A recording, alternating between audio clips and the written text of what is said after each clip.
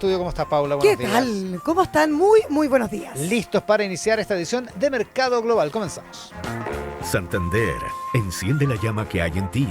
Interwinds, el mayor distribuidor de sistemas mototurbo de Latinoamérica. Salesforce, el CRM número 1 del mundo. Y Navidad segura en él. Presentan Mercado Global. Comenzamos con la noticia del día, Paula. Bueno, voy a partir con una exclusiva del Financial Times que cuenta que el Banco Central Europeo se niega a respaldar un pago de 140.000 millones de euros a Ucrania. ¿Por qué? Bueno, se suponía que este iba a ser un golpe a un plan de la Unión Europea para obtener un préstamo de reparaciones respaldado por activos rusos congelados. Pero el Banco Central concluye que la propuesta de la Comisión Europea violaba su mandato, lo que aumenta las dificultades de Bruselas para obtener el gigantesco préstamo contra los activos del Banco Central ruso inmovilizados en Euroclear, el depósito de valores belga. Esto ocurre en medio de presiones sobre la Unión Europea para que financie a Ucrania durante los próximos 2 años, mientras Kiev enfrenta esta especie de crisis de liquidez en medio de un renovado ataque militar ruso y un intento por lograr la paz por parte de Estados Unidos. Según el plan de la Comisión Europea, los países de la Unión Europea ofrecerían garantías estatales para asegurar que el riesgo de reembolso del préstamo de 140.000 millones de euros a Ucrania se comparta. Claro, si no es menor el monto. Las autoridades de la Comisión dicen que los países no podrían recaudar el dinero rápidamente en una emergencia y que esto podría poner a los mercados bajo mucha presión. Le preguntaron al Banco Central Europeo si podía actuar como prestamista de última instancia de Euroclear Bank, el brazo crediticio de la institución belga, para evitar una crisis de liquidez, a lo que el central se negó. El análisis interno del banco concluye que la propuesta de la Comisión equivale a proporcionar financiamiento directo a los gobiernos, ya que el Banco Central cubriría las obligaciones financieras de los Estados miembros. Esta práctica, llamada financiación monetaria por los economistas, está prohibida en los tratados de la Unión Europea debido a la evidencia de que produce alta inflación y pérdida de credibilidad del Banco Central. En respuesta, la Comisión ha comenzado a trabajar en propuestas alternativas para proporcionar esta liquidez temporal y respaldar así el préstamo de 140.000 millones de euros. Esto es fundamental para garantizar que la Unión Europea, sus Estados miembros y los organismos privados en el fondo cumplen con sus obligaciones internacionales. La exclusiva es del Financial Times y es la noticia del día. Revisamos la prensa internacional. Bloomberg.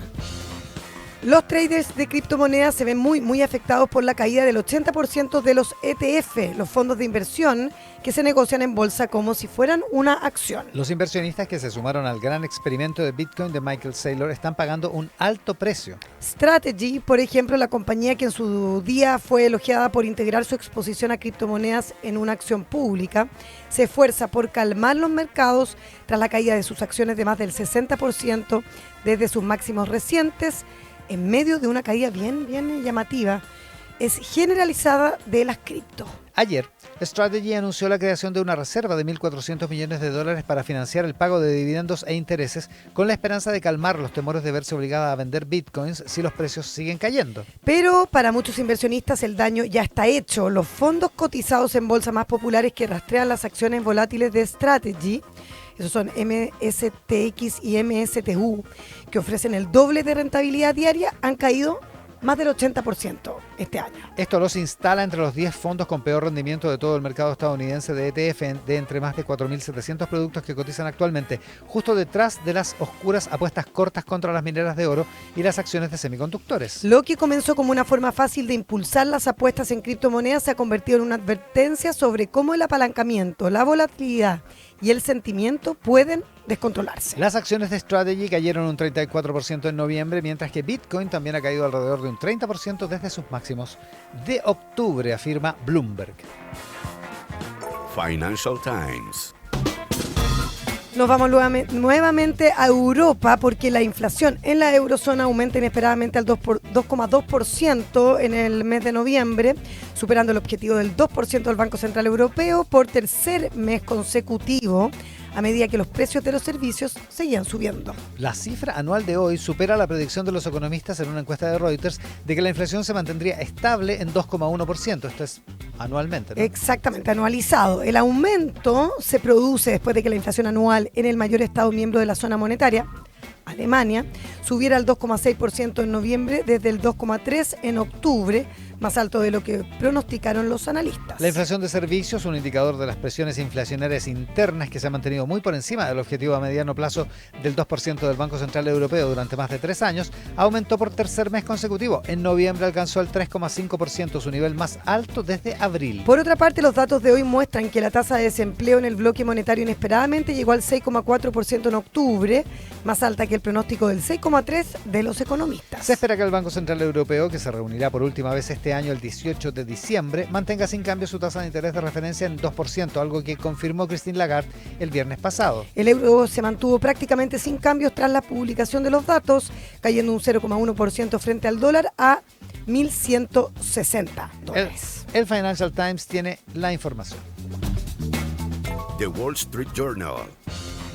Apple está reorganizando sus filas de inteligencia artificial, fichando a un ejecutivo de Microsoft y reorganizándose después de anunciar el retiro de su principal líder en IA, cuyo mandato estuvo definido por los problemas que enfrentó la compañía en esta materia.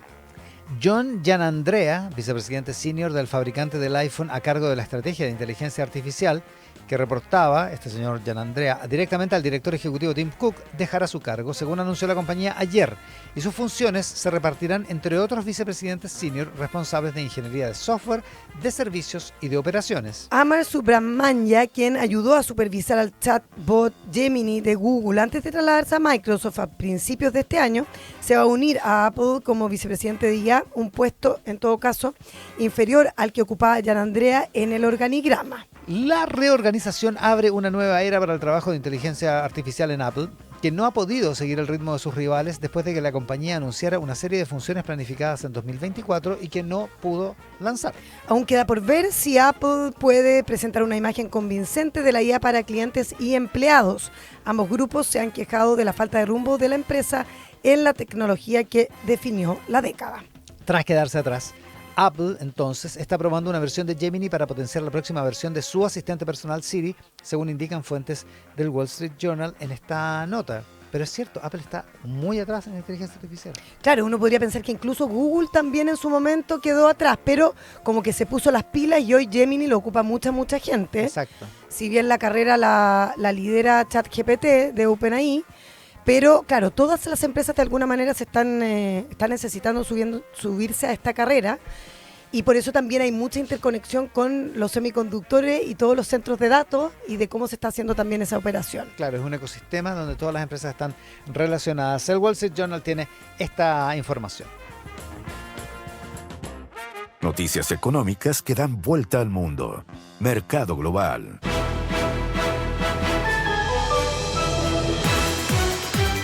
En Mercado Global, Andrea Rivera tiene el resumen de las noticias.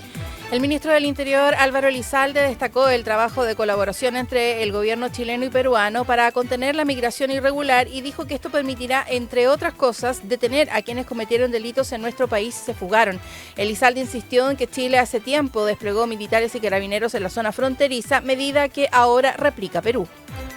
En tanto, la vocera Camila Vallejo aseguró que hay un problema en Chile y en el mundo porque el tema migratorio se usa como un botín electoral y lamentablemente es lo que está sucediendo en nuestro país. Dijo que es importante que la gente se informe para no caer en engaños y ver cuáles son las propuestas fáciles de llevar a cabo para solucionar este tema, y dijo que hay que mantener un diálogo bilateral y multilateral. La directora ejecutiva de Libertad y Desarrollo, Bettina Horst, afirmó que si bien José Antonio Kast tiene buenas posibilidades de ser el próximo presidente, en segunda vuelta es muy difícil pensar en un escenario de 60-40 como algunas encuestas vaticinan. Horst dijo que es importante tener una agenda que tenga el respaldo del Congreso porque no es fácil sacar a los migrantes ni tampoco hacer despegar la economía a partir del 12 de marzo. Dijo que las soluciones no son mágicas. En ese sentido, Bettina Horst apuntó a una rebaja de impuestos a las empresas, pero también realizar un ajuste fiscal importante. La OCDE actualizó sus proyecciones para la economía chilena. Si bien mantuvo su pronóstico de crecimiento del Producto Interno Bruto de un 2,4% para este año, redujo sus apuestas para el 2026 con una expansión de un 2,2%. El ministro de Hacienda, Nicolás Grau, dijo que el informe trae buenas noticias para Chile porque mantiene su proyección económica de crecimiento y a la vez mejora las perspectivas de inversión y valora la convergencia que han tenido en términos de política fiscal. Con un amplio despliegue de carabineros se realiza el desalojo de una toma en el Cerro 18 de Lobarnechea, lo que se ubica específicamente en la quebrada Las Zorras. Residentes instalaron barricadas y lanzaron objetos para evitar el acceso de la policía, por lo que fue necesario el uso de carros lanzaagua y bombas lacrimógenas. La toma se ubica en una quebrada que es zona de riesgo en caso de incendio, un peligro inminente para la vida de 30 familias que aún permanecen en el lugar. Nicolás Maduro designó un nuevo buró político socialista con los mismos dirigentes de siempre y luego bailó en un acto público pese a la presión que ejerce Estados Unidos sobre su régimen. El dictador juramentó a varias figuras del oficialismo que forman parte de su régimen y del partido gobernante desde hace años, como Diosdado Cabellos, Delcy Rodríguez, Cilia Flores y Jorge Rodríguez, entre otros, para que asuman la dirección al más alto nivel de las fuerzas políticas sociales y de la revolución bolivariana. Gracias, Andrea. Buenos días. Buenos días. Mercado Global.